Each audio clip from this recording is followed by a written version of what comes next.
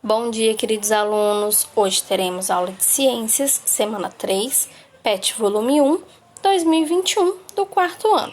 Professoras Janice e professora Gisélia. O tema de hoje é Características e Desenvolvimento dos Animais.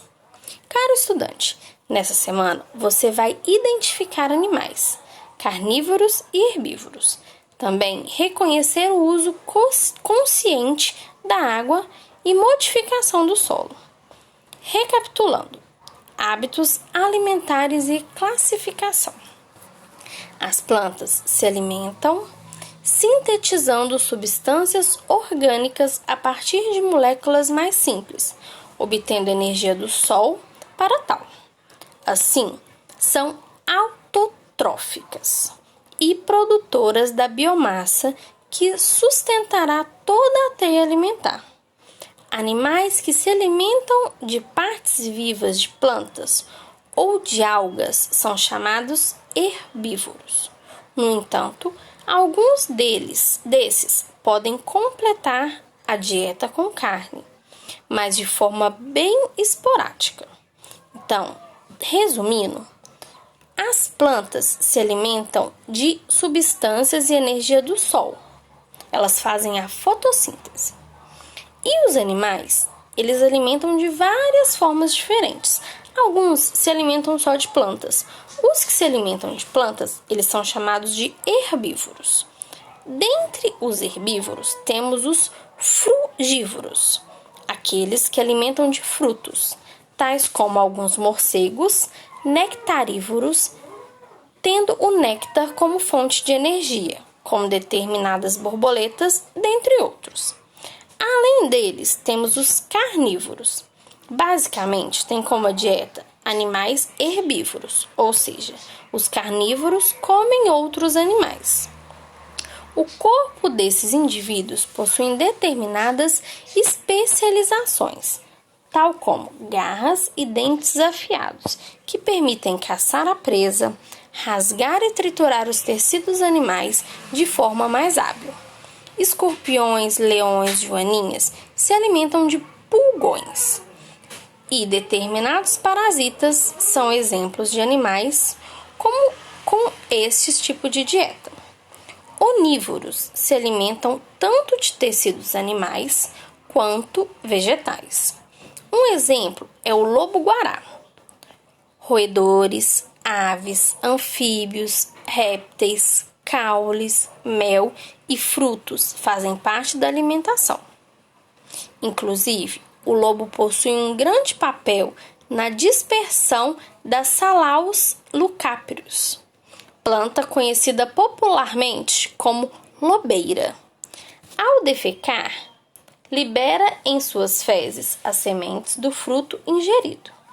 Esse texto foi tirado do link abaixo. Com base nele e no que a gente já sabe, vamos fazer as atividades. Mas antes disso, vamos ler um texto sobre o uso consciente da água. Atualmente, a água doce utilizada para o uso humano é equivalente a 580 metros cúbicos por capita ao ano. É importante constatar que a maior parte dessa água é destinada à agricultura e indústria e, em último lugar, o uso doméstico. O maior problema é a poluição, desperdício e má distribuição, que é obsoleta, avariada e insuficiente para atender 35% da população. Além disso, mais da metade dos municípios brasileiros não possuem rede de esgoto ou áreas de tratamento, o que reduz ainda mais os níveis de água potável. A economia e o uso consciente da água precisam ser praticados. Para o uso consciente da água, comece com boas práticas. Feche o registro do chuveiro para se ensaboar.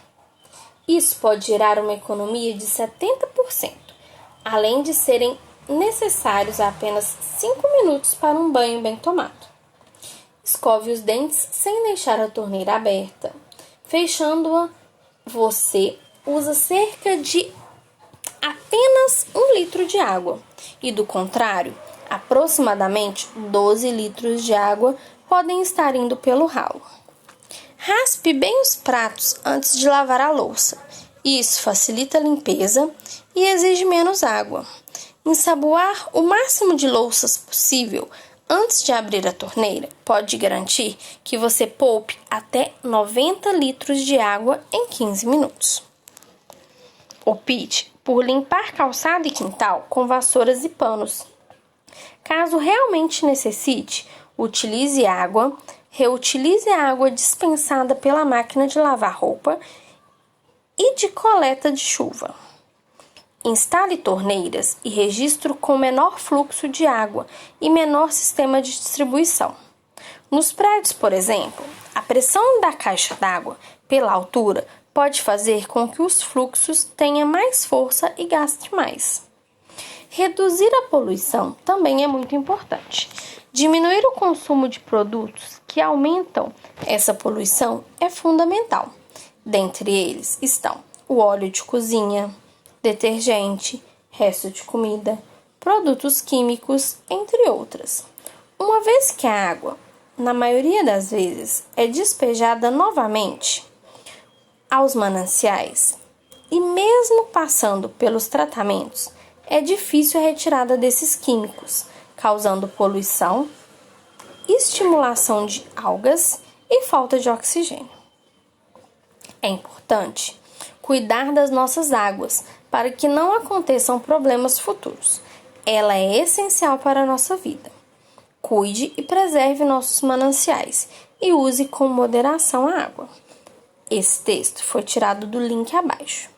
Agora vamos sobre as modificações dos solos.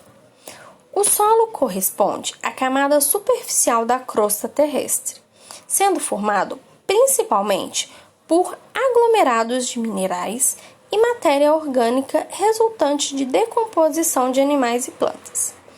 Esse elemento natural passa por diversas transformações, fenômeno natural que pode ser agravado pela ação humana. As modificações do solo podem ser motivadas pela ação das chuvas, dos ventos, dos rios, asfaltamento, construção de cidades e etc. A erosão, por exemplo, é uma das modificações do solo mais preocupantes. Esse processo consiste no deslocamento do solo pela ação das chuvas, dos rios ou dos ventos, em que as partículas do solo são arrastadas para as áreas mais baixas do terreno. Outra alteração do solo, que provoca danos ambientais significativos, é a desertificação. Esse fenômeno, comum nas regiões áridas e semiáridas e subúmidas, é caracterizado pela perda da capacidade produtiva do solo. As queimadas e os desmatamentos contribuem para a perda das substâncias dos solos. Portanto, a erosão e a desertificação e outras modificações do solo podem ocorrer por fatores naturais. No entanto, elas são aceleradas pela ação do homem, sobretudo através das queimadas, desmatamento, técnicas agrícolas inadequadas, mineração, expansão da área urbana e permeabilização do solo. Sendo assim, algumas medidas são necessárias para se preservar o solo, tais como a manutenção da cobertura vegetal, reflorestamento, planejamento das construções, técnicas agrícolas menos prejudiciais ao solo, redução dos desmatamentos e das queimadas, entre outras. Esse texto foi tirado do link abaixo. Para saber mais, existem o link e outros textos que a gente pode utilizar. Agora, vamos para as atividades. Número 1. Em relação aos hábitos alimentares dos animais. Letra A. Observe as figuras abaixo e marque um X próximo à que apresenta animais carnívoros. Qual vocês acham? O primeiro ou o segundo? Faça um X próximo à imagem deles. Letra B. Observe as figuras abaixo e marque um X próximo ao que apresenta animais herbívoros. Número 2. Sobre o uso consciente da água, responda. Letra A. Quais medidas são tomadas em sua casa para evitar o desperdício da água? Essa é uma resposta pessoal. Cada casa faz uma forma diferente, tem uma medida diferente. Letra B. Durante o banho, qual medida você pode tomar para evitar o desperdício da água? A gente falou isso nos textos acima. Letra C. Deixe a torneira aberta durante a escovação dos dentes. É uma opção que ajuda a evitar o desperdício de água. Sim ou não? Se você colocar sim, explique por que colocou sim. Se você optar por não, explique o porquê colocou não. Número 3. Podemos afirmar que o asfalto é um componente não natural produzido pelo ser humano para cobrir o solo? O que você acha? Sim ou não? Da mesma forma que a gente fez na letra C, a gente vai justificar. Se você colocar sim, por que você colocou sim? Se você colocar não, o porquê que você colocou não. Caso tenha alguma dúvida, pode chamar, pode mandar mensagem que eu estou à disposição. Beijos e até a próxima aula!